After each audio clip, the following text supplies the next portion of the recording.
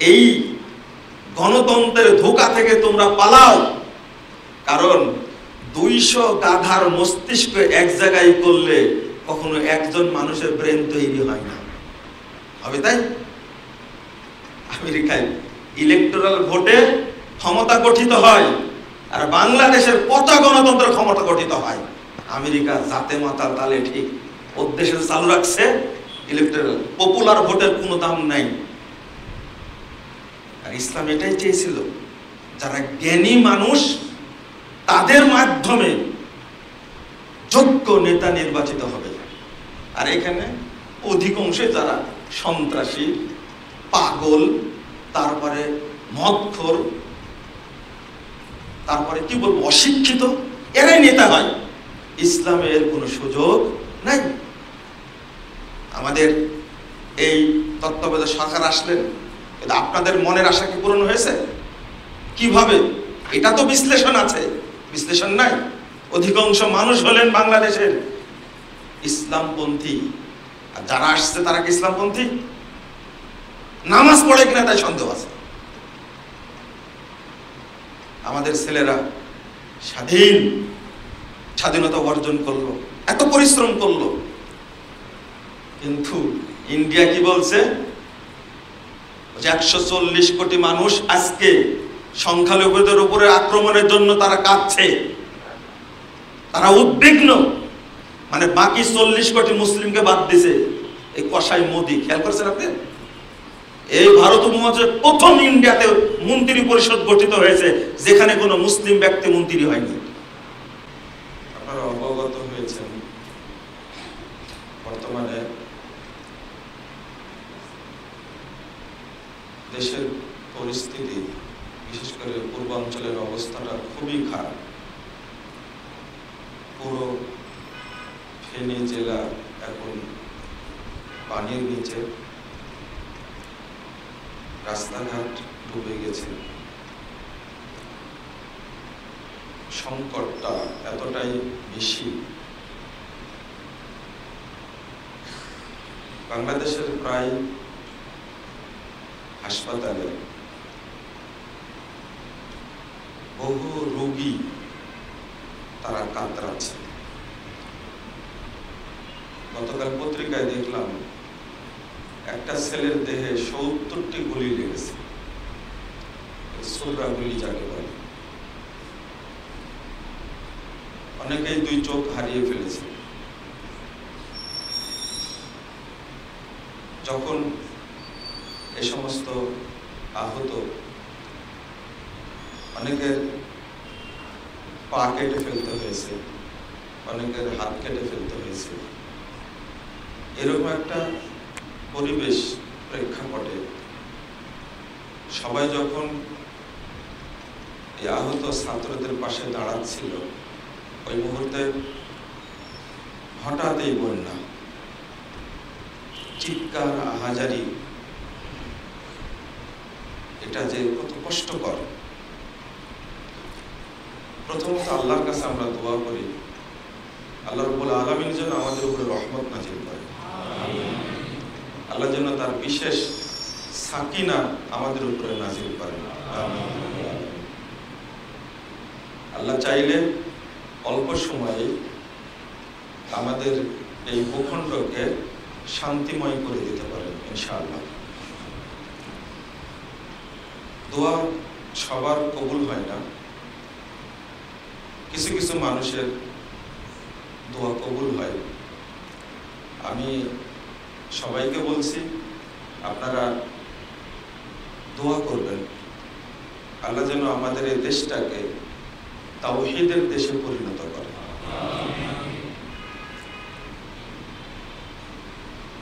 অনেকেই এমন একটা অবস্থায় চিন্তা করছেন যে ইসলামের আদতে কিভাবে দেশটা পরিচালনা করা যায়। যারা দিনদার মানুষ তারা তো অবশ্যই চিন্তা করছেন, আর যারা ইসলামকে ভালোবাসেন, ধর্ম ভীরু না হলেও ধর্মপ্রাণ, তারাও মনে করেন যদি ইসলামের আলোকে দেশটা শাসিত হতো কতই না ভালো হতো। কিন্তু ওই বুঝটা আমাদের মধ্যে নেই। থাকলে আল্লাহ রাব্বুল আলামিন নিজেই আমাদেরকে নিরাপত্তা দান করতেন। আল্লাহ বলছেন, আল্লাযীনা আমানু ওয়া লাম ইয়ালবিসু ঈমানাহুম বিযুলমিন উলাইকা লাহুমুল আমনু ওয়া হুম মুহতাদুন। সূরা নাম 82 নম্বর আয়াত। যারা ঈমান এনেছে, ওয়া লাম ইয়ালবিসু ঈমানাহুম বিযুলমিন, আর ঈমানকে শিরকের সাথে মিশ্রিত করেনি। ঈমান আনার পরে ঈমানের সাথে যদি শিরিক মিশ্রিত না হয়, আল্লাহ বলেন উলাইকা লাহুমুল আমন ওয়া হুম মুহতাদুন। আল্লাহর পক্ষ থেকে তাদের জন্য এই দুনিয়াতে এবং কিয়ামতের মাঠে নিরাপত্তা রয়েছে তাদের জন্য। আল্লাহ নিজে নিরাপত্তা দিবেন, এটা আল্লাহর দায়িত্ব। ওয়া হুম মুহতাদুন, এরপর আল্লাহ বলেছেন আর তারাই হলো হিদায়াত প্রাপ্ত।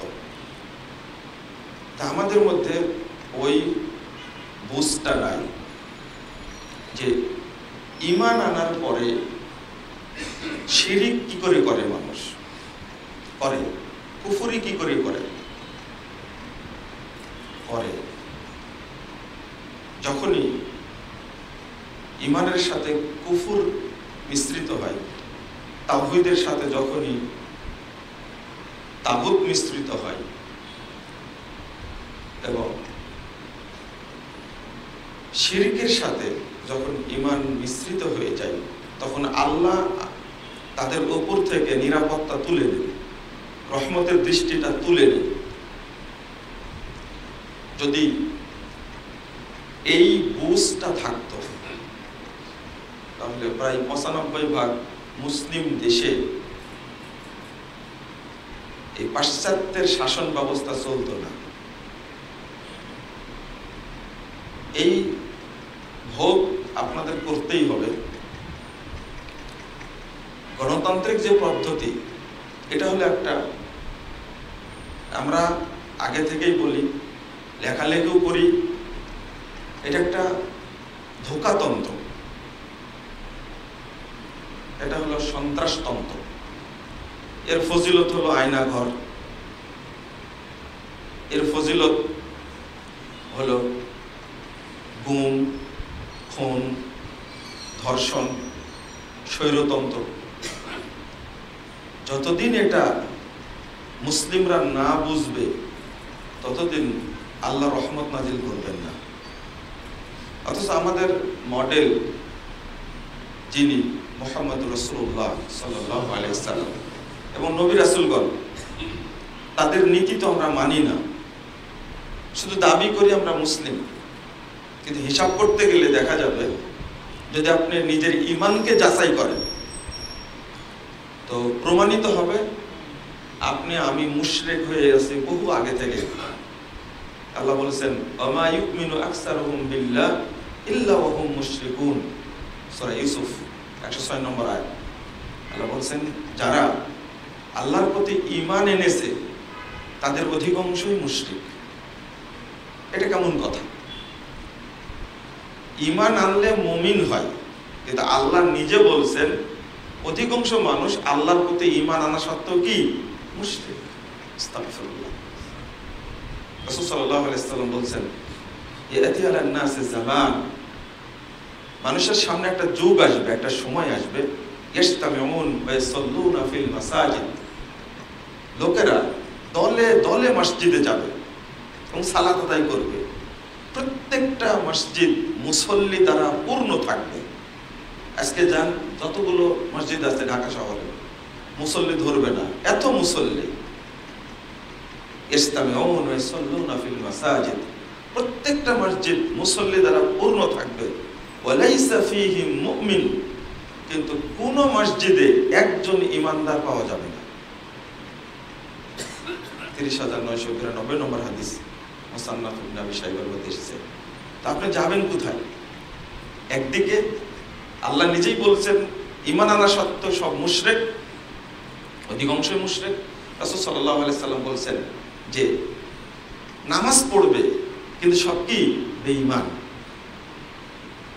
মানে নামাজ পড়ছে সবাই কিন্তু কি নাই, ওযু নাই। ওযুবিহীন যদি 1 কোটি মসজিদের মুসল্লি নামাজ পড়ে, কবুল হবে? ওযুবিহীন নামাজ কোনোদিন কবুল হবে না। তো ঈমানবিহীন নামাজ পড়লে কোনো লাভ হবে না। মুসল্লি আছে কিন্তু মুমিন নাই, কি আশ্চর্য ব্যাপার। আমাদের অবস্থা তো এইরকম। কেন? এই যে ইসলাম আল্লাহর পক্ষ থেকে দেওয়া একটা জীবন বিধান, তাকে আমরা ধর্ম বানাই দিছি। হিন্দু ধর্ম, খ্রিস্টান ধর্ম, ইহুদি ধর্ম, বৌদ্ধ ধর্ম। ইসলামও ঠিক আমাদের মধ্যে ধর্ম, নাউযুবিল্লাহ, আস্তাগফিরুল্লাহ। আমরা ইসলামকে ধর্ম বলি না, এটা ধর্ম না, এটা একটা জীবন বিধান, এটা দিন। আল্লাহ বলছেন ইন্নাদ দীনা ইনদাল্লাহিল ইসলাম। একমাত্র মনোনীত দিন হলো আল্লাহর কাছে কি? ইসলাম। 85 নম্বর আয়াত সূরা আল ইমরান, একই সূরা 19 নম্বর আয়াত 85 নম্বর আয়াত। আল্লাহ বলছেন ওমাই ইয়াবতাগি গায়রাল ইসলামি দীনা ফালাই ইউকবালা মিন। ইসলাম ছাড়া কোন ধর্ম, দর্শন, থিওরি, মতবাদ, ইজম, মাযহাব, তরিকা যেটাই আমি অনুসরণ করতে চাই, এটা আল্লাহর কাছে কবুল হবে না, কবুল করা হবে না। ওয়া ফিল আখিরাতি মিনাল খাসিরিন। সে পরকালে জাহান্নামীদের অন্তর্ভুক্ত হবে, জাহান্নামে যাবে। বরং রাসূলুল্লাহ সাল্লাল্লাহু আলাইহি সাল্লামের উপরে আল্লাহর নির্দেশ ছিল কি? ওয়াল্লাযী আরসালা রাসূলাহু বিল হুদা ওয়া দীনিল হক লিইউযহিরাহু আলাদ দীনি কুল্লি। এই প্রচলিত ধর্মগুলো আগেও তো সমাজে চালু ছিল। ইহুদি ধর্ম চালু ছিল না, বৌদ্ধ ধর্ম চালু ছিল না, সবই চালু ছিল।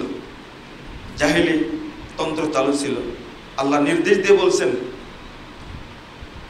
ওয়াল্লাযী আরসালা রাসূলাহু বিল হুদা ওয়া দীনিল হক। রাসূলকে আল্লাহ পাঠিয়েছেন সত্য দিন দ্বারা, হেদায়েত দ্বারা। লিইউযহিরা আলাদ দীনি কুল্লি। যত দিন, ধর্ম, মাযহাব, মতবাদ আছে সবগুলোর উপরে ইসলামকে বিজয়ী করার জন্য। ওয়ালাউ কারিহাল মুশরিকুন। যদিও মুশরিকরা তাদের অপছন্দ হলো। যারা আজকে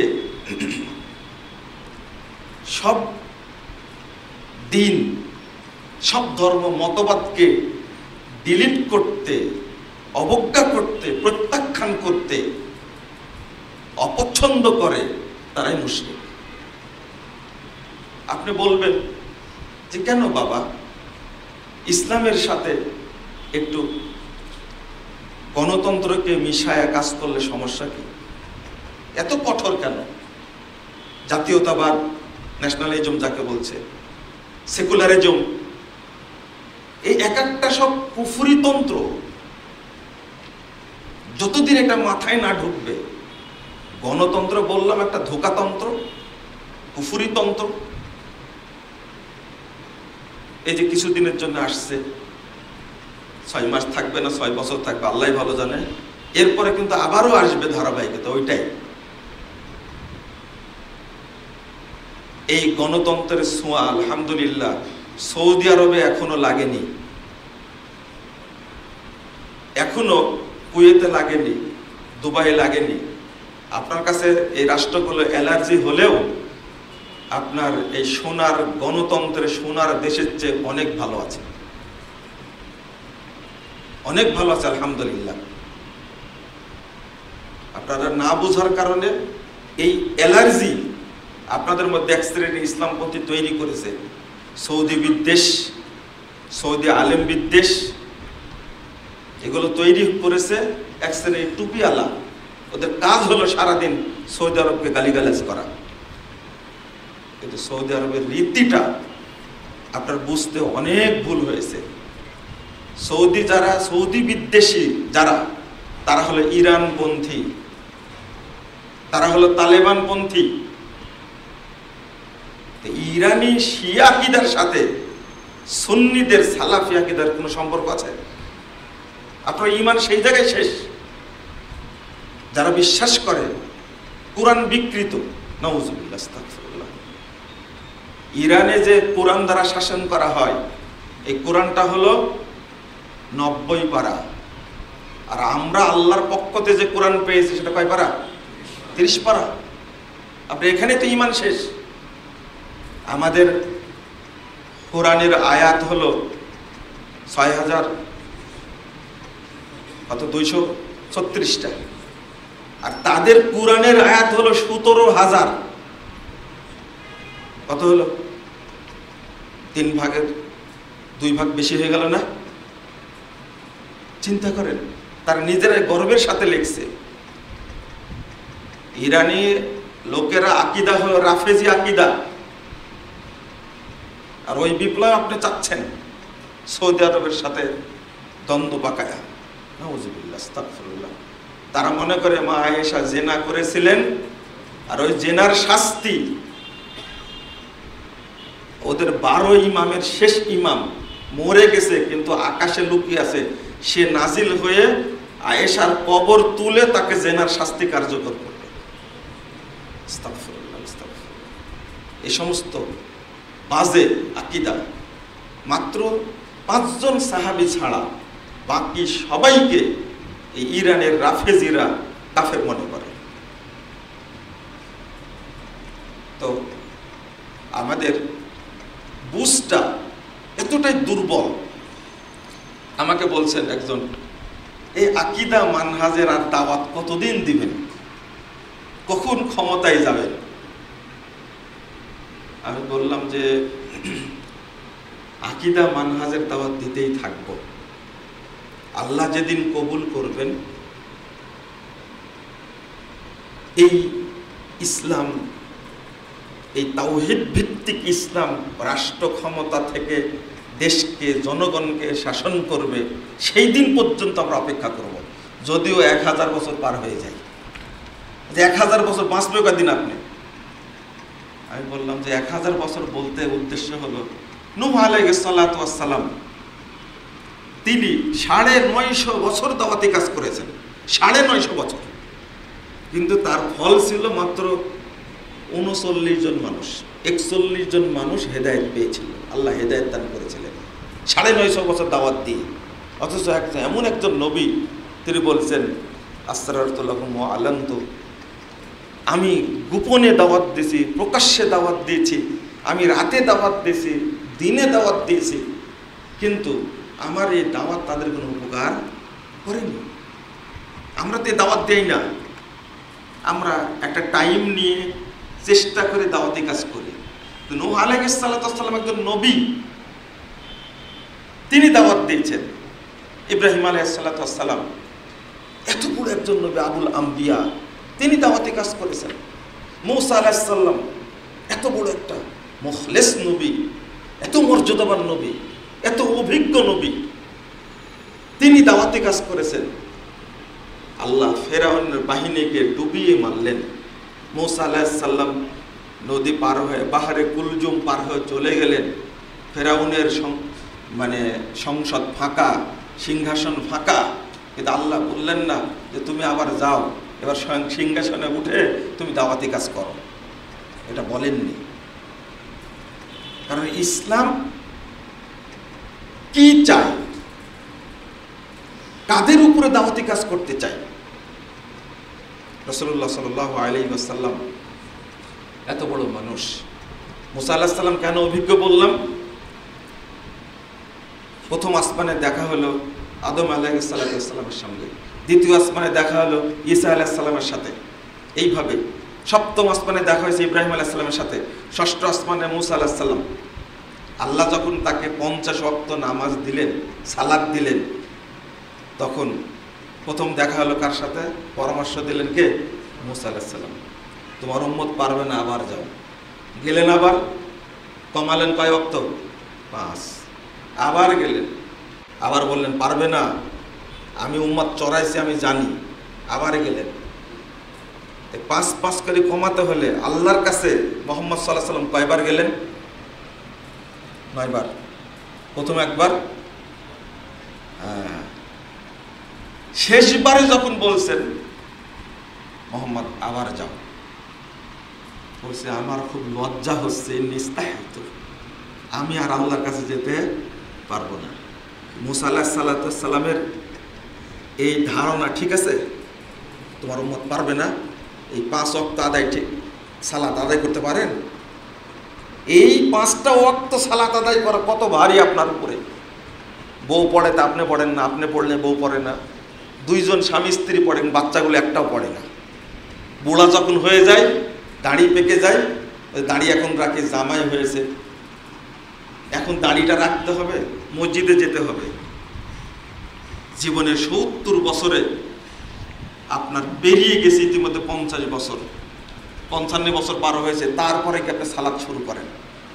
মুসা আলাইহিস সালামের অভিজ্ঞতা, এত অভিজ্ঞ মানুষকে আল্লাহ বলেননি যে তুমি যাও, ফেরাউন তো ডুবে মরেছে, সৈন্য নাই, কেউ নাই, তুমি একটু দেশটা চালাও, মিশর পরিচালনা করো। কেন? এর কারণটা কি? রাসূলুল্লাহ সাল্লাল্লাহু আলাইহি ওয়াসাল্লামকে বললেন, আমাদের তত্ত্বাবধায়ক সরকার এখন হয়েছে কয়জন? 21 জন, আগে ছিল 17 জন। আজ থেকে 1500 বছর আগে আবু জাহাল, আবু লাহাব এরা সবাই মিলে, 1 জন 2 জন না, 14 জন মিলে মিটিং করে আল্লাহ রাসূলের কাছে প্রস্তাব পাঠালো। দেখেন তো প্রস্তাবটা কেমন, ভালো করে শুনেন প্রস্তাবটা কেমন। আর প্রস্তাবটা কোন সময় পাঠালেন? যখন আল্লাহ রাসূলের উপরে, সাহাবেদের উপরে যে নির্যাতন চলছে। কি নির্যাতন? সে উটের ভুঁড়ি চাপিয়ে দিচ্ছে। উতবা বিন আবি মুঈত, এই বদমাশ মক্কার নেতা, ও আল্লাহ রাসূলের গলায় ফাঁস দিয়ে কাবা চত্বর ছেঁচড়ে নিয়ে যাচ্ছে মেরে ফেলে দেওয়ার জন্য। সহিহ বুখারীর হাদিস। আবার ঘাড়ের উপরে উঠে বসলো। রোদের মধ্যে বসে আছেন, পিছন থেকে গিয়ে আবু জাহাল মাথায় পাথর মেরে দিল, যেন মরে যায়, যেন মোহাম্মদ থাকতে না পারে। তায়েফে গেলেন, এমন আক্রমণ করলো, পাথর মারলো, তারা তায়েফে টিকতে পারেননি। এই অত্যাচারের সময় 2টা হাদিস আসছে। বাজারে গিয়ে বলছেন, ইয়া আইয়ুহান নাস কুলু লা ইলাহা ইল্লাল্লাহ তুফলিহু, তোমরা লা ইলাহা ইল্লাল্লাহ বলো, তাহলেই তোমরা দুনিয়াবি এবং পরকালীন সাফল্য পাবে। এই কথা বলা মাত্র পিছন দিক থেকে আবু জাহাল মাটি মেরে দিল। আবু লাহাবও মারছে। আরেক জায়গায় আল্লাহ রাসূল দাওয়াত দিচ্ছেন, আবু লাহাবকে তাকে মাটি মারছে। সাহাবীরা টিকতে পারছেন না। আবু বকরের উপর নির্যাতন হলো। খুব সম্ভ্রান্ত পরিবারের মানুষ আবু বকর রাদিয়াল্লাহু আনহু, সবচেয়ে ধনী মানুষ ছিলেন সেই সময়। তাকেও যখন মার দেওয়া হলো, তখন বলছে যে এটা আপোষে আসার দরকার, যাও মুহাম্মদের কাছে যাও। গিয়ে বলছে, ইয়া ইবনা আখি ইন তুরিদুল মালান ফাজামানা আমওয়ালানা হাত্তা তাকুনা আকসারানা মালান। ভাতিজা শোনো, তুমি যদি সম্পদ চাও তাহলে আমরা সব সম্পদ এক জায়গায় করব, তখন তুমি আমাদের মধ্যে সবচেয়ে বড় শিল্পপতি হয়ে যাবে। 2 নম্বর, ওয়াইন তুরিদু শারাফান, আর তুমি যদি নেতা হতে চাও, তুমি যদি নেতৃত্ব গ্রহণ করতে চাও, সাওয়াতনাকা আলাইনা হাত্তা লা নাকতাল আমরা দুনাক, তাহলে আমরা তোমাকে মানে সারা জীবনের জন্য নেতা বানাবো, মরা পর্যন্ত তোমার কাছ থেকে নেতৃত্ব নিব না। ওয়াইন তুরিদাল মালিকা মালাকনা আলাইনা, আর তুমি যদি শাসক হতে চাও তাহলে আমরা তোমাকে রাষ্ট্রনায়ক বানাবো। কোনটা চাও? যদি সবগুলোই চাই, সবগুলোই করবো। রাসূল সাল্লাল্লাহু আলাইহি ওয়াসাল্লাম উত্তরে কি বলেছিলেন? বলছেন, মা বি মা তাকুলুনা মা জিতু বিমা জিতুকুম বিহি আতলুবু আমওয়ালাকুম। শোনো চাচা, তোমাদের প্রস্তাবের সাথে আমার কোনো সম্পর্ক নেই। আমি তোমাদের কাছে মাল চাই না, ওয়ালা শারাফা ফিকুম, আমি তোমাদের নেতা হতে চাই না, ওয়ালাল মালিকা আলাইকুম, তোমাদের আমি রাষ্ট্রনায়ক হতে চাই না। আচ্ছা, মক্কায় এই মানুষটি এইভাবে প্রস্তাব প্রত্যাখ্যান করলেন, ওই মানুষটাই যখন মদিনায় গেলেন তখন তিনি রাষ্ট্রনায়ক হয়ে গেলেন না? কেন? কি কারণ? কারণ আমি এখন নেতা হয়ে কাদের নেতৃত্ব দেব? কাদের নেতৃত্ব দেব? যারা সবাই কি মুশরিক, কাফের। আমি যদি রাষ্ট্রপতি হই তাহলে আবু জাহাল হবে কি প্রধানমন্ত্রী, আর আমি যদি প্রধানমন্ত্রী হই রাষ্ট্রপতি কে হবে? আবু জাহাল হবে। আর পরিষদটা হবে কি? ধর্মমন্ত্রী আবু বকর হবে। আর বাকি মন্ত্রীগুলো, কত সুন্দর রাষ্ট্র ব্যবস্থা না? এটা হলো আল্লাহর হিকমা। আল্লাহ তো এটা চান না। এই যে কত সুন্দর ভাবে একটা গণতন্ত্রের রূপ আপনারা দেখতে পেলেন। লা হাওলা ওয়ালা কুওয়াতা ইল্লা বিল্লাহ। ধোঁকাতন্ত্র কেন বলি? এটা আপনারা বুঝবেন কি করে? আল্লাহ রাব্বুল আলামিন যাকে ক্ষমতায় নিয়ে আসতেন তার ইচ্ছাই নিয়ে আসেন, এইটা আপনারা কখনো বুঝেন না। ফখরুদ্দিন 2 বছর চালাইছে, চালাইনি? আপনারা কি নির্বাচন করে ভোট দিয়ে তাকে নেতা বানাইছিলেন? না সিলেকশন ছিল? সিলেকশন ছিল, ইলেকশন ছিল না। ওইটা 2 বছর চালাইছে। তাও আপনারা বলেন সবচেয়ে ভালো চলেছিল সেই সময়। আর এখনো তো সবাই মিলে সহযোগিতা করছেন। ডক্টর ইউনূস সাহেব একদিন আগেও জানতেন না যে আমাকে তত্ত্বাবধায়ক সরকারের প্রধান করা হবে। কে বসাইছে? কয়দিন থাকবে? কোন রাজনৈতিক দল সাহস করে বলছে না 6 মাসের মধ্যে নির্বাচন দিতে হবে, সাহসী নাই। বরং উল্টা বলছে যে অন্তর্বর্তীকালীন সরকারকে সময় দিব আমরা। ভয়েই বলতে পারছে না। নির্বাচন করে নিয়ে আসছেন 2009-এ, যে 2008-এর 29শে ডিসেম্বর যে নির্বাচন হলো, কত সুন্দর নির্বাচন হয়েছে, তাই না? এর চেয়ে ভুয়া পাতানো নির্বাচন আগে ছিল না। ভালো করে খোঁজ নিয়ে দেখেন ফখরুদ্দিন নির্বাচন যেটা, আর 14 সালে যেটা করলেন আপনারা, এটা তো আরো সুন্দর নির্বাচন ছিল। এটা গণতন্ত্র? এটা ফালতুতন্ত্র একটা। আর 18টা যেটা পাইলেন সেটা কি? সেটা হলো নৈশ ভোটের গণতন্ত্র। আর 24-এ যেটা করলেন আপনারা, এটা কি? বিনা ভোটের গণতন্ত্র। আস্তাগফিরুল্লাহ, আস্তাগফিরুল্লাহ। আর আপনারা নিজেরাই ভোট দিয়ে বলছেন ইতিহাসে, বাংলাদেশের ইতিহাসে সবচেয়ে স্বচ্ছ নির্বাচন হয়েছে 24 সালে। এতই স্বচ্ছ হয়েছে 6 মাসের মাথায় আউট সব। একজন এমপি, মন্ত্রী, ঢাকা ঢাকা মন্ত্রী সব খুলতে পারছে না। এটাই হলো গণতন্ত্রের ফজিলত। ধোঁকাতন্ত্র একটা। আমাদের মাথায় নিয়ে আসতে হবে যে মুহাম্মদুর রাসূলুল্লাহ সাল্লাল্লাহু আলাইহি ওয়াসাল্লাম যেভাবে রাষ্ট্র পরিচালনার নীতি দিয়েছেন, 4জন খলিফা নির্বাচিত হয়েছেন। আলী রাদিয়াল্লাহু আনহুর ছেলে হাসান রাদিয়াল্লাহু আনহু তিনি নির্বাচিত হয়েছেন। তারপরে তার পরে আসছেন মুয়াবিয়া রাদিয়াল্লাহু আনহু, তারপরে হুসাইন রাদিয়াল্লাহু আনহু। 1924 সাল পর্যন্ত পৃথিবীতে এই নিয়মটাই ছিল। এই 1895 সালে উপমহাদেশে আসলো, তারপর থেকে মুসলমানদেরকে এর মধ্যে ঢোকায় দিয়েছে। আমেরিকার নির্বাচন খুব সুন্দর, কে বলেছে? হ্যাঁ, আমেরিকা খুব সুন্দর, জাতে মাতাল তালে ঠিক। আমাদের মধ্যে যে গণতন্ত্র, আমেরিকায় সেটা নাই। এটা আপনাকে বোঝা উচিত। এইরকম সুরা পদ্ধতিতে ইসলামী রাষ্ট্র পরিচালিত হবে, জ্ঞানীদের মাধ্যমে। আমাকে ভোট দিয়েছে 50 জন ভিসি, বিশ্ববিদ্যালয়ের ভিসি 50 জন ভোট দিয়েছে। আর আপনাকে ভোট দিয়েছে 51 জন মুসি। বলেন তো চেয়ারম্যান কে হবে? মুসি চেয়ারম্যান হবে। কতদিন আগে ডক্টর ইকবাল বলে গেছেন, কারিয়ে জাস্তার যে তার মুরে গোলাম পাফতে কারেছো কেরাস দুসদ খার ফিক্রি ইনসানি নামে আয়াত, ফারসি কবিতা। বলছেন এই গণতন্ত্রের ধোঁকা থেকে তোমরা পালাও, কারণ 200 গাধার মস্তিষ্ক এক জায়গায় করলে কখনো একজন মানুষের ব্রেন তৈরি হয় না, হবে তাই? আমেরিকায় ইলেকটোরাল ভোটে ক্ষমতা গঠিত হয়, আর বাংলাদেশের কত গণতন্ত্রের ক্ষমতা গঠিত হয়। আমেরিকা জাতে মাতার তালে ঠিক ওর দেশে চালু রাখছে ইলেকটোরাল, পপুলার ভোটের কোনো দাম নাই। আর ইসলাম এটাই চেয়েছিল, যারা জ্ঞানী মানুষ তাদের মাধ্যমে যোগ্য নেতা নির্বাচিত হবে। আর এখানে অধিকাংশ যারা সন্ত্রাসী, পাগল, তারপরে মদখোর, তারপরে কি বলবো অশিক্ষিত, এরাই নেতা হয়।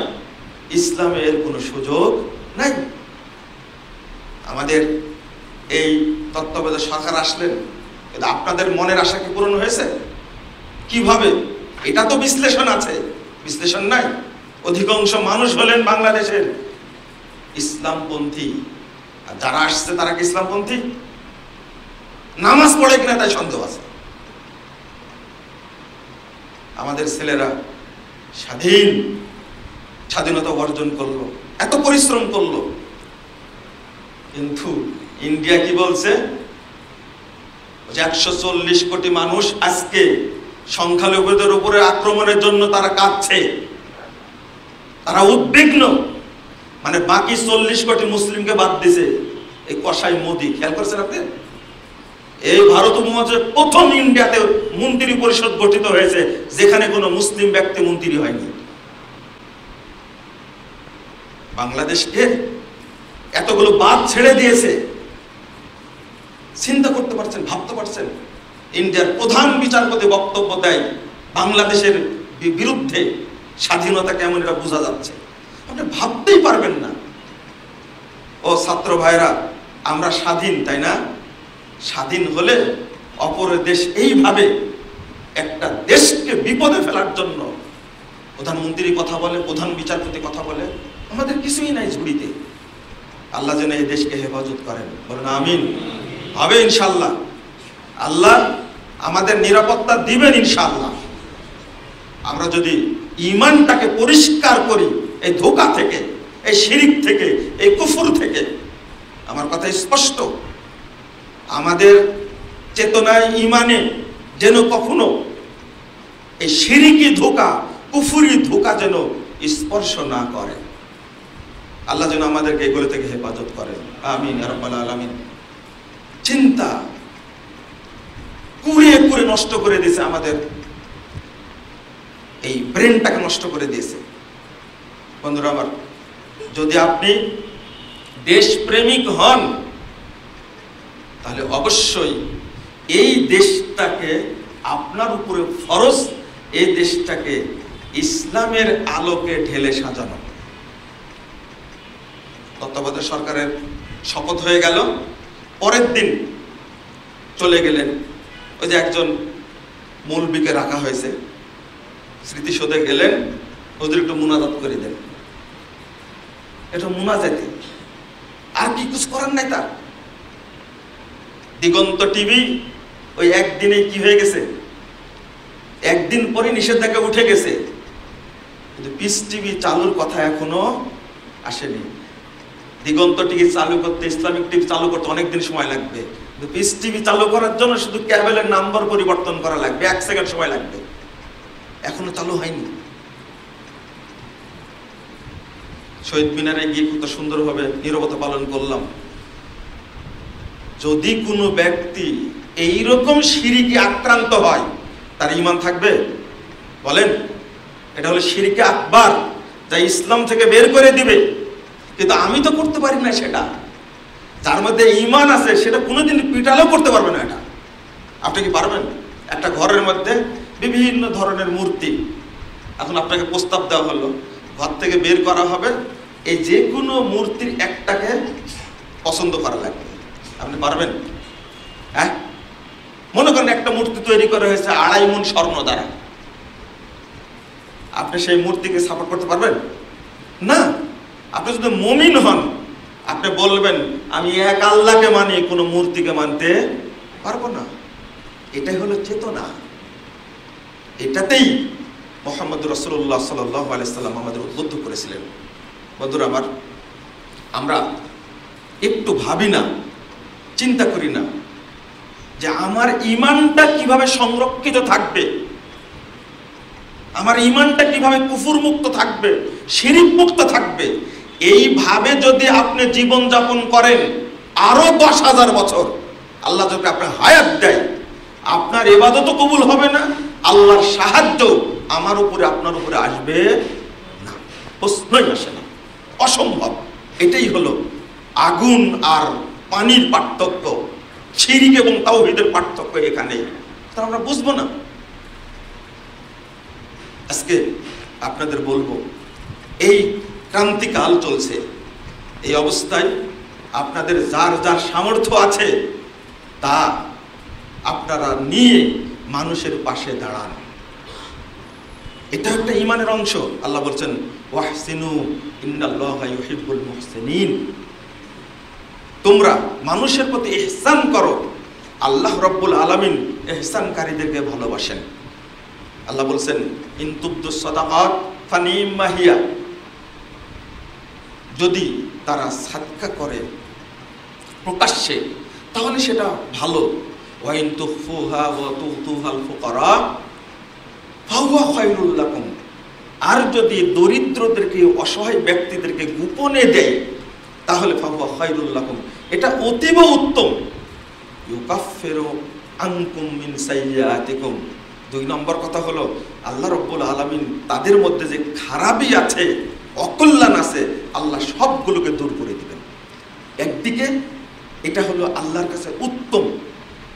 এখন যদিও বা সব হয়েছে লোক দেখানো, একটা তানের বস্তা দিতে পারলে ছবি তুলে দিয়ে দেওয়া হবে, যুগটাই এরকম, আর মানুষও এরকম, দিচ্ছে কিনা এটা দেখে। কেউ গোপনে কাজ করতে চাইলে সে করতে পারে না। এরপরেও বলবো, গোপনে করেন আর প্রকাশ্যে করেন, দয়া করে আপনারা মানুষের পাশে দাঁড়াবেন। কারণ এই নির্দেশটা আল্লাহ রাব্বুল আলামিনের পক্ষ থেকে। যারা মানুষকে সহায়তা করে না, মানুষের পাশে দাঁড়ায় না, এই যে মেডিকেলে কাতরাচ্ছে, একটা দরিদ্র মেয়ের বাচ্চা হবে, ডাক্তার বলছে সিজার করতে হবে, নর্মাল হবে না, বা নর্মাল হয়েছে, টাকার জন্য পারছে না। এত খারাপ লাগে। একটা ছেলে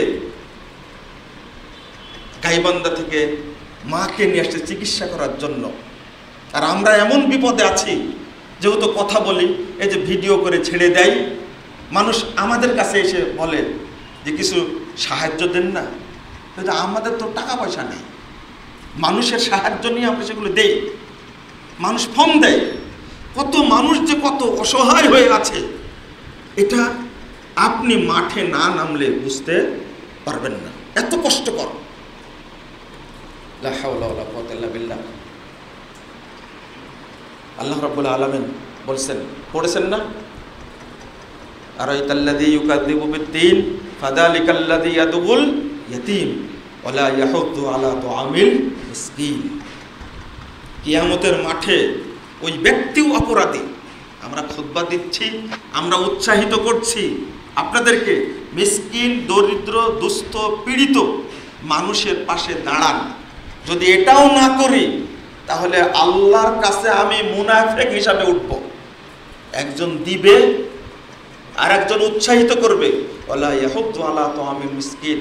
এই লোক মিসকিনকে খাবার দেওয়ার ব্যাপারে কি করেনি? উৎসাহিত করেনি। ওয়ালা তুকরিমুনাল ইয়াতীম ওয়ালা তাহাদ্দুনা আলা তুআমিল মিসকিন। এতিমকে সম্মান দেওয়ার কথা বলছেন। এই মুনাফিকরা এতিমকে সম্মান দেয়নি, মিসকিনকে খাবার দিতে উৎসাহিত করেনি। ওয়া তাকুলুনাত তুরাসা আকলাল লাম্মা ওয়া তুহিব্বুনাল মালা হুব্বান জাম্মা। আল্লাহ বলছেন তারা সম্পদ খেয়েছে আষ্টে পৃষ্ঠে সব মিলে, নিজেরটাও খেয়েছে, বোনেরটাও খেয়েছে, ভাইয়েরটাও খেয়েছে, এই আত্মসাৎকারী। ওয়া তুহিব্বুনাল মালা হুব্বান জাম্মা। তারা সম্পদকে এত ভালোবাসে, মনে করছে সম্পদই আমাদেরকে রক্ষা করবে। লা হাওলা ওয়ালা কুওয়াতা ইল্লা বিল্লাহ। কত আয়াত নেবেন।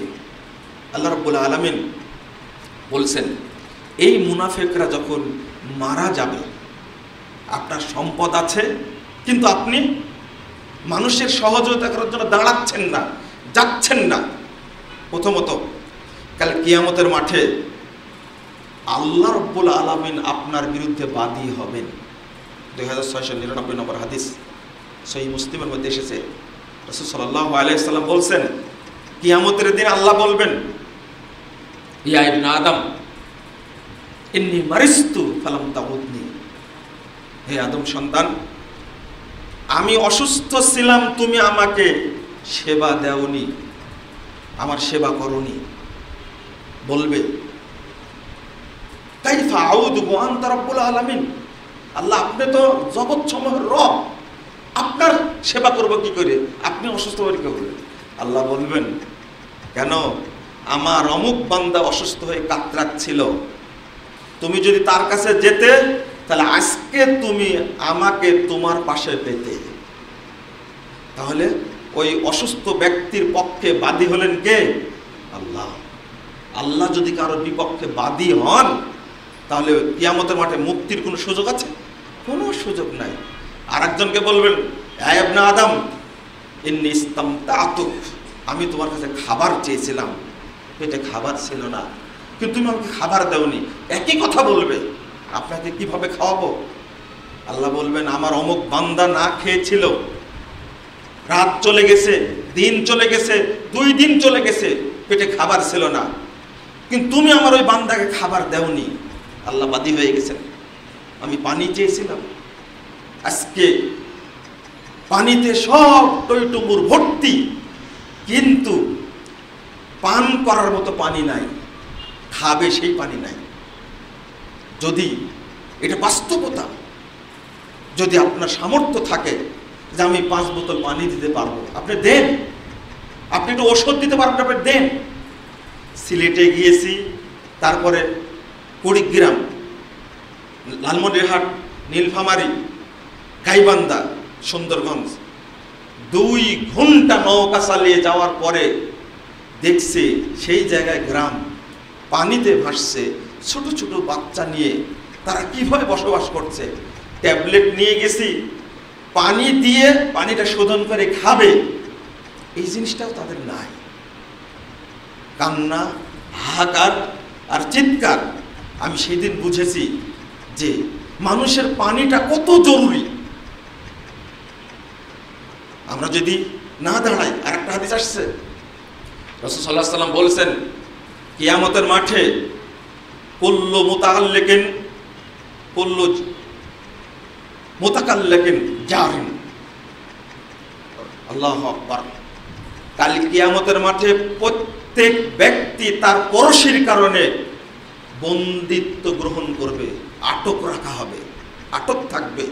প্রত্যেক ব্যক্তি বলবে ইয়া রব সাল হো লিমাদা আগলাকা আননি বাবি ওয়া ফাদা ওয়া মানানি ফাদলা। আল্লাহ ওকে জিজ্ঞেস করেন তো, ওকে আপনি জিজ্ঞেস করেন কেন তার দরজা বন্ধ রেখেছিল আমার থেকে, তার দরজার সামনে আমাকে যেতে দেয়নি, আমার খাবারের দরকার ছিল, ওয়া মানানি ফাজলা, তার অতিরিক্ত ছিল কিন্তু আমাকে অতিরিক্ত থেকে বঞ্চিত করেছি কি জন্য? আল্লাহ তাকে আজকে জিজ্ঞেস করুন। ওয়াফি আমওয়ালিহিম হাক্কুল লিসাইল ওয়াল মাহরুম, আল্লাহ বলছেন তাদের সম্পদে এই বঞ্চিত, অসহায়, পীড়িত মানুষের কি আছে? অধিকার আছে, হক আছে। আজকে আমি ধনী হয়েছি, আমি গর্ব করে বলি আমার টাকায় আমি ধনী হয়েছি, তোমার যায় আসে কি? না, এই অহংকার করবেন না। আল্লাহ রাব্বুল আলামিন, আল্লাহ রাসূল বলছেন ইবগুনি দুআফাকুম, তোমরা আমাকে খোঁজো দরিদ্রদের মাঝে, ফাইন্নামা তুরযাকুনা ওয়া তুনসারুনা বিদুআফাইকুম, কারণ তোমাদের উপরে আল্লাহর সাহায্য নেমে আসে, আল্লাহ তোমাদেরকে রিজিক দান করেন ওই সমস্ত অসহায়, অসুস্থ, দুস্থ মানুষের কারণে আল্লাহ রিজিক দান করেন। আমি ধনী হয়েছি এটা আমার ক্রেডিট না, এটা আমাকে ধনী করেছেন, আমার সম্পদ থেকে যেন ওই অসহায় মানুষদেরকে আমি বিতরণ করি। কিন্তু আমি আজকে গর্ব করে বলছি, এই গর্ব থাকবে না কিয়ামতের মাঠে। আল্লাহ রাব্বুল আলামিন বলছেন, যখন মারা যাবে এই সমস্ত মুনাফিকরা, ইয়াদরিবুনা বুজুহাহুম ওয়া আদবারহুম ওয়া যুকু আযাবাল হারিক। আল্লাহ বলছেন, ফেরেশতারা আসমান থেকে, অসংখ্য ফেরেশতা আসমান থেকে তাদের পেটে এবং পিঠে মারতে থাকবে, মুখে মারবে, পিঠে মারবে। যুকু আযাবাল হারিক, যখন পিঠে চিৎকার করবে আর আল্লাহর কাছে বলবে, হাত্তা ইজা জাহাদাহুমুল মাউত ক্বালা রাব্বিরজিউন, আল্লাহর কাছে বলো, আল্লাহ মৃত্যু চলে এসে তুমি আবার দুনিয়াতে ফেরত দাও, লাআল্লি আ'মালু সালিহান ফীমা তারাক, আমি ওই আমলটা করব যে আমলটা করতে পারিনি। ইনফাক ফি সাবিলিল্লাহ, বখিল মুনাফিক সব ইবাদত করেছে, কিন্তু দান সাদাকা যাকাতের যে অংশ সেইটা মানুষকে দেয়নি। এখন বলছে, আল্লাহ একটু দুনিয়াতে ফেরত দাও, আমি দান করে আসবো, তুমি আমাকে ফেরত দাও। আল্লাহ ধমক দিয়ে বলবেন, কাল্লা ইন্নাহা কালিমাতুন হুয়া কাইলুহা, এটা ওর কথার কথা মাত্র, ও ধোঁকাবাজ। আল্লাহ বলছেন, ওয়ানফিকু মিম্মা রাযাকনাকুম মিন ক্বাবলি আন ইয়াতি আহাদাকুমুল মাউত ফায়াকুলু রাব্বি লাউলা আখারতানি ইলা আজালিন করিব, মৃত্যু আসার আগেই আমি যা দিয়েছি তার থেকে তোমরা দান করো। যখন মৃত্যু চলে আসবে তখন বলবে, রব্বি লাউলা আখারতানি ইলা আজালিন করিব, আল্লাহ একটু সময় দাও, আল্লাহ একটু সময় দাও। দেখেন, আল্লাহ যখন দুনিয়াতে ফেরত দিল না, আবার দাবি করছে, আল্লাহ একটু সময় দাও, ফাসাদদাকা ওয়া আকুম মিনাস সালিহিন, আমি কি করব? সাদকা করব এবং সৎ বান্দাদের অন্তর্ভুক্ত হয়ে যাব। আল্লাহ সময় দিবেন, ওয়ালাই ইউআখিরুল্লাহু নাফসান ইযা জাআ আজালুহা, আর সময় দিবে না। কিয়ামতের মাঠের অবস্থা আরো ভয়াবহ। আজকে 5টা টাকা 10টা টাকা দেয় না গরিবকে, আমরা তো বুঝি, আপনিও বোঝার চেষ্টা করেন। 110 জন এতিম আমার তত্ত্বাবধানে পরিচালিত হয়। একটা দৃশ্য বারবার মনে আসে, বাপওয়ালা বাচ্চাগুলো যেগুলো যখন দেখতে আসে মাদ্রাসায়, তখন কিছু না কিছু ফলমূল নিয়ে আসে, কিন্তু এতিম বাচ্চাদের কেউ দেখতেও আসে না, কেউ দেখতে আসে না। আপনি নিজেরটাই মনে করেন, আপনার বাচ্চাটা বাড়িতে থাকলে বাড়িতে না আসা পর্যন্ত খেতে চায় না, না আব্বুর সাথে খাবো। কিন্তু এই এতিম বাচ্চাগুলো কাউকে আব্বু বলে ডাকতে পারে না, আব্বু না বোঝা না। আজকে আপনার সন্তান মারা গেলে, আপনি মারা গেলে আপনার সন্তানটা এতিম, কিন্তু এই ভাবনাটা আপনাকে ভাবতে হবে, চিন্তা করতে হবে। একটা বাচ্চা পানির মধ্যে ডুবে যাচ্ছে, ওই চিন্তাটা আপনার মাথায় যদি আমার বাচ্চাটা হতো, এই অসুস্থ পীড়িত ওই লোকটা যদি আমার মা হতো, আল্লাহ আমাকে ভালো রাখছেন আলহামদুলিল্লাহ, তবে আমি তাদেরকে উদ্ধারের জন্য চেষ্টা করি, এই অনুভূতি যদি আমার মধ্যে না আসে, কিয়ামতের মাঠে আপনি সব দিতে চাইবেন। ইয়াওয়াদ্দুল মুজরিমু ইয়াওমাইদিন বিবানি ওয়া সাহিবাতিহি ওয়া আখি ওয়া ফাযিলাতিহি আল্লাতী তুবি।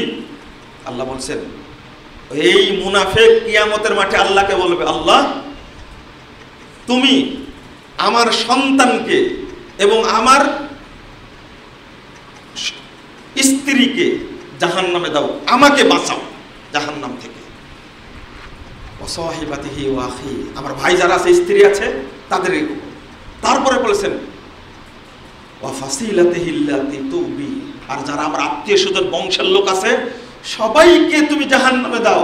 ওয়ামান ফিল আরদি জামিয়া সুম্মা ইউনজি, শুধু তাই না, পৃথিবীতে যত মানুষ আছে সবাইকে জাহান্নামে দাও, আমাকে বাঁচাও আল্লাহ, আমাকে বাঁচাও। আল্লাহ বাঁচাবেন? আল্লাহ বলছেন, কাল্লা ইন্নাহা লাযা নাসআতাল লিশাওয়া তাদহু মান আদবার ওয়া তাওয়াল্লা। স্পষ্ট কথা, অসম্ভব, এটা লেলিহান শিখা। তোমার গোস্ত, তোমার মাথার গোস্ত ছিঁড়ে ছিঁড়ে শেষ করে দেবে। তুমি সম্পদ জমা করেছিলে, এই সম্পদকে সংরক্ষণ করার জন্য যাবতীয় ব্যবস্থা করেছিলে, কিন্তু আমাকে দান করনি, আজকে সব দিতে চাচ্ছে। বাংলাদেশের টাকা চুরি করতে করতে করতে দেশে রাখার জায়গা নাই, আরে যেখানে হাত দিচ্ছে সেখানে কোটি কোটি টাকা। দ্রব্যমূল্যের ঊর্ধ্ব করতে মানুষের যে ত্রাহিতাহী অবস্থা, যখন আমেরিকায় বাড়ি করে শেষ হয়ে গেছে, কানাডায় বাড়ি করে শেষ হয়ে গেছে, টাকা রাখার জায়গা নাই, তখন সুইস ব্যাংকে রাখছে টাকা। আল্লাহ জামা পাওয়া, জমাও করেছে, টাকা সংরক্ষণের ব্যবস্থাও করেছে। কত সুন্দর মিল। এদেরই অবস্থা হবে। বেলাল রাদিয়াল্লাহু আনহু একজন দরিদ্র মানুষ, তিনি যদি 2টা খেজুর রেখে আল্লাহ রাসূল তাকে যদি বলেন আমা খিফতা আনতাসমা বুখারান ফিন্নার, বেলাল অসুস্থ মানুষ, দেখতে গেছে বেলাল রাদিয়াল্লাহু আনহু, আল্লাহ রাসূল দেখতে গেছেন তাকে, তো 2টা খেজুর বের করে দিয়েছেন। আল্লাহ রাসূল বলেছেন মাদা ইয়া বেলাল, বেলালকে কি তামরুল ইদ্দাখার, তো আল্লাহ রাসূল একটা খেজুর আমি রেখে দিয়েছিলাম, অসুস্থ তো। তখন বলছেন তুমি কি জাহান্নামের যে তাপের শব্দ, এটা কি তোমার কানে ঢোকে না? একজন বেলালকে যদি জাহান্নামের হুমকি দেয় দরিদ্র অসহায় দাস একজন গোলাম, তাহলে আমরা যারা হাজার হাজার কোটি টাকা জমা করে রেখেছি, 10টা 30টা 20টা ফ্ল্যাট তৈরি করে রেখেছি, লা হাওলা ওয়ালা কুওয়াতা ইল্লা বিল্লাহ, আমাদের কি হবে? আল্লাহ তুমি আমাদেরকে হেফাজত করো, আমিন ইয়া রাব্বাল আলামিন। এই দেশটাকে যেন আল্লাহ দুর্নীতির সবল থেকে আল্লাহ যেন মুক্ত করে দেন, বলুন আমিন। আল্লাহ না করলে আমরা পারবো না, আমাদের দোয়া করতে হবে। যারা অসহায় ব্যক্তি আছে তাদেরকে আপনারা সহযোগিতা করবেন, নিজেরা টিম গঠন করেন। আর যদি আপনার ভিতর অলসতা থাকে তাহলে সেই অর্থ আমাদের কাছে দিন, আমরা মানুষদেরকে দিয়ে আসবো, কিন্তু সবাইকে এখানে অংশগ্রহণ করতে হবে, এটা আমার দাবি। আর এই আগ্রাসন থেকে যেন আল্লাহ আমাদেরকে হেফাজত করে, এই ষড়যন্ত্র থেকে যেন আল্লাহ হেফাজত করে। একটা ফোন আসছে এমন ভাবে, বাবরি মসজিদ ভেঙ্গে রাম মন্দির তৈরি করলো, তখন তাদের উদ্বিগ্ন হয়েছিল না। বাংলাদেশে একজন হিন্দুর উপর আক্রমণ হয়নি। বাংলাদেশে কোন হিন্দুকে আমরা মুসলিমরা কখনো আক্রমণ করি না, আমরা তাদেরকে ভাই মনে করি। যারা সংখ্যালঘু বলে এরা ভুল বলে, আমরা বলি তারা এই দেশেরই মানুষ, তারা বাংলাদেশি সংখ্যালঘু না। আমরাও সংখ্যালঘু, আমরা আহলে হাদিস, আমাদের মসজিদ ভেঙে দেয়, আমরাও সংখ্যালঘু, কিন্তু আমরাও তো দেশি। ইন্ডিয়ার হাজার হাজার মুসলিমকে হত্যা করেছে, আগুন জ্বালে পুড়িয়ে দিয়েছে এই মোদি কসাই, আর সে আজকে বাংলাদেশ সম্পর্কে মন্তব্য করছে। নাউজুবিল্লাহ, আস্তাগফিরুল্লাহ। আপনাদের এই ষড়যন্ত্রের হাত থেকে বাঁচার জন্য আল্লাহর কাছে দোয়া করতে হবে, আল্লাহ তুমি আমাদের দেশটাকে নিরাপদ করে দাও। যারা ষড়যন্ত্র করছে আল্লাহ তুমি তাদেরকে ধ্বংস করে দাও, আমিন ইয়া রাব্বাল আলামিন। মুসলিমরা কোথাও শান্তিতে নাই, এটাই হলো কষ্টকর। ফিলিস্তিনের অবস্থা যেমন কঠিন, সব জায়গাতে একই অবস্থা। আমরা আল্লাহর কাছে দোয়া করব, আল্লাহ তুমি মুসলিম বিশ্বকে তুমি নিরাপদ করে দাও, আল্লাহ তুমি রহমত নাজিল করো ইয়া রাব্বাল আলামিন।